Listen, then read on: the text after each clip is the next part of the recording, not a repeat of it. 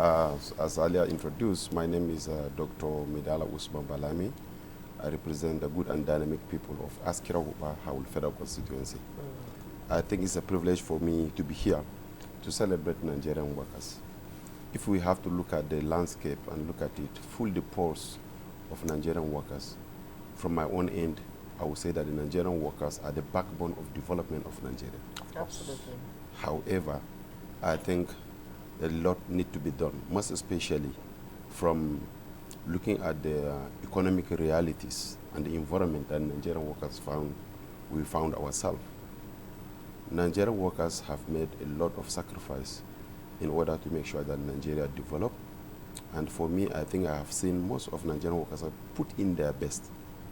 But the Nigerian structure and the system need to be readjusted and find a way to see how we can a kind of give Nigerian workers some level of benefit and wages that reflect the current economic situation of Nigeria. You see, in most developed world or areas that their workers are able to maximize or give a lot in terms of productivity, a lot of systems have been put in place. One of it is that the wages and the benefit reflect the current economic of their situation. For example, let me give you an instance. If you go to US now, the minimum wage in US for a worker per month is about $2,500. If you go to UK, the minimum wage is £1,800. Coming back to our claim now in Africa, if you go to places like South Africa, the minimum wage is about $220.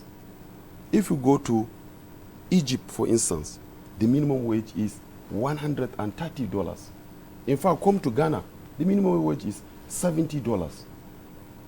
So if you look at these realities and you come back to Nigeria, what is our minimum wage?